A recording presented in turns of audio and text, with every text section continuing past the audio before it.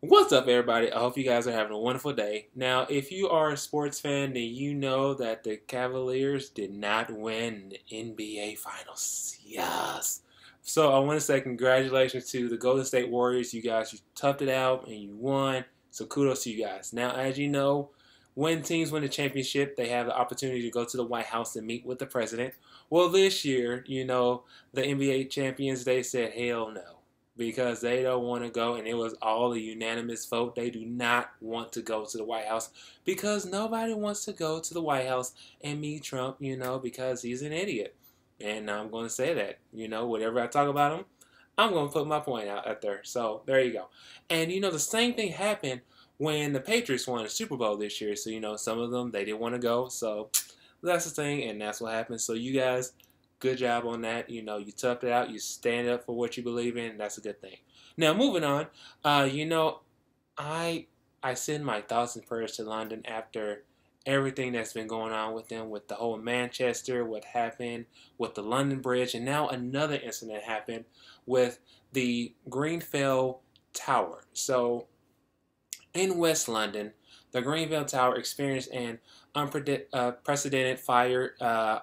This fire, it killed 6 people and it injured 74 people, and 20 of those people are in critical condition, and it's going to be increasing everything along the way because these people are injured and no one knows how this happened or anything along the way. But they're all getting treated and admitted in at least 6 hospitals across the capital. That's what the London ambulance service was saying.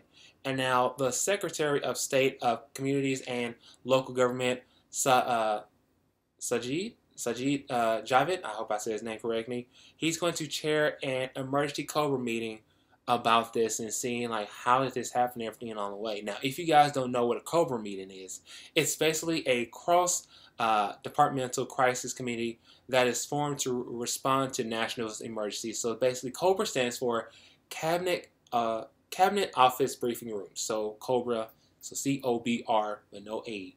But that's what COBRA stands for. So just let you guys know along the way. So that's what they're going to be doing. Now, when this happened, the fire brigade were first to call shortly after, no, not after, before 1 a.m. on Wednesday to the Grenfell Tower. And there were 45 engines, 200 firefighters, and 100 medical personnel, like people out there attending to the scene. In addition, there was a number of police officers out there. So for you guys, thank you for your service and going out there, helping all these lives and saving all these lives along the way and everything else going on.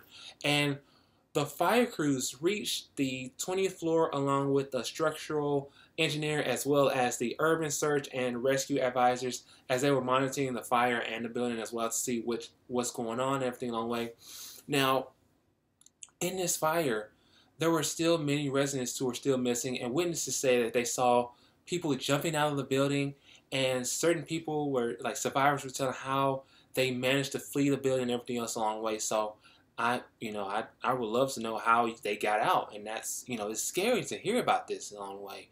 And like I said again, no one knows how the fire was caused or anything else like that, but they are investigating that, and so that's the thing. Now, the Grenfell Tower was built in 1974, and it's 24 stories tall. So if you ever go, you can see like this is a tall building and everything along the way. And it contains 120 homes inside of it. And a lot of people who posted this on their social media, they were saying, oh, I can see this place from a distance.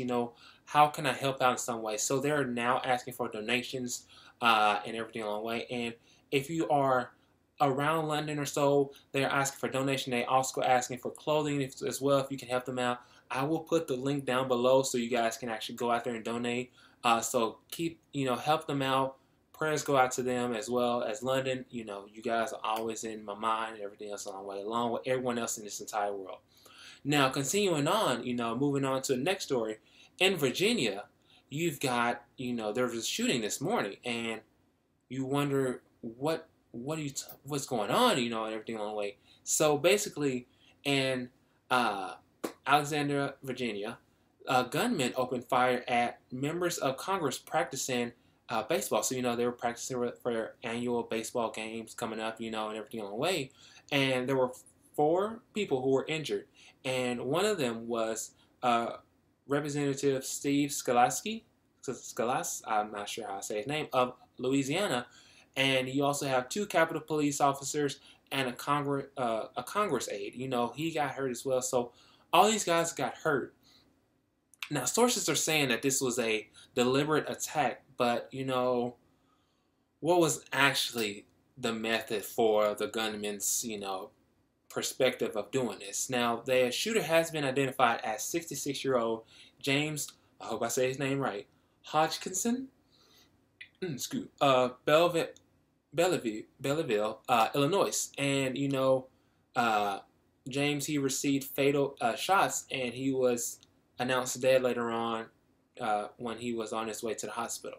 Now, Representative Scalise, he was in stable condition, and, you know, he's undergoing surgery, according to a source from his office. Now, he was actually shot, and he was dragging himself away from the second.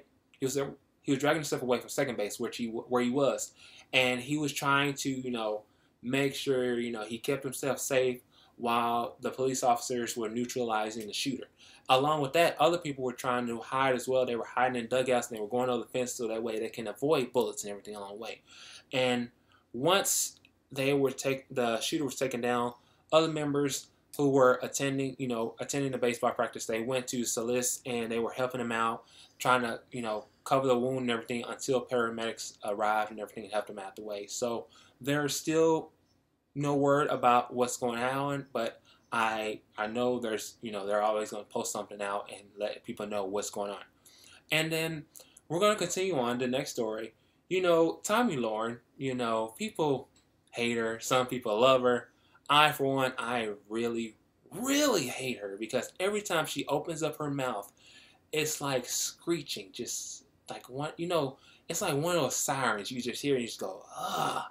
So, you know, she never shuts up. You know, that's the thing. It's almost like one of those toys that you have, or you had, but, you know, they took it away, and for some reason it made a comeback, and you look at it and go, what the hell? How did this come back here? So basically, over the weekend, you know, they had Pride going on, and Pride, you know, that's where people can, you know, express themselves, you know, if you're gay, you know, if you're bi, if you're transgender, that kind of thing. I myself, I'm not afraid to say I'm bi, so, you know, I'm letting you guys know out there. And, you know, people out there, you know, they're going out there and they're going to say, hey, you know, let's just see, you know, let's go out there, you know, let's have a lot of fun along the way and everything going on. But last weekend, there was a few things that was changing about on Pride weekend. So in LA, they had a resistance march, and they had in Washington, Washington D.C. of course, they had an equality march. So, you know, people were trying to say, hey, even though we're gay, you know, you should still treat us like as a human being, that kind of thing.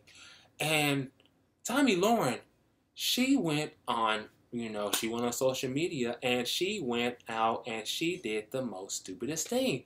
She made a video talking about the whole thing and whatnot, and take a look at this I'm not going to post the whole thing, but take a look at this, you know, just tell me what you think. Hi, I'm Tommy, and I have a few final thoughts on your gay pride replacement #resist march. What a crock of crap this is. So they replaced their traditional gay march for a resist march, not to really celebrate anything or empower anyone, but gather in the streets and bitch about an election they still can't accept. Hey, resistors, you are so blinded by your Hollywood elitism and pop culture glorified lifestyle, you've abandoned any sense of reason or purpose and transformed what has been a celebratory parade into a crybaby fest of bullshit. So yeah, when you see the video, the full video, and post it, you just gotta say why and what the hell is going on with you. And, you know, she went onto her Twitter feed and she was talking about how all of this was like a crybaby fest of bullshit. You know, that's probably why you got fired from the Blaze, because of your idiocy and from everything else you've done that just, you know, you think you know everything, but you really don't. So, yeah. So good luck to you on that, but not really. And, you know, I just, you know, people, I love how you guys responded to what she said on Twitter. You guys are phenomenal. You guys are amazing. I love you guys for that. Like I say, if you stand up for something, I love you for that. But with that being said and everything, what do you guys think about the whole, you know, about the Tomi Lahren, the Virginia shooting? with the Greenville effect going on, Grenfell Tower and everything else along the way, and with the Warriors, you know, tell me what you guys think about this. You know, just comment, share, like, subscribe, everything along the way. Let people know I'm out there for you guys. You need somebody who got your back? I got your back, okay? But with that being said, you guys have a good one, and peace out.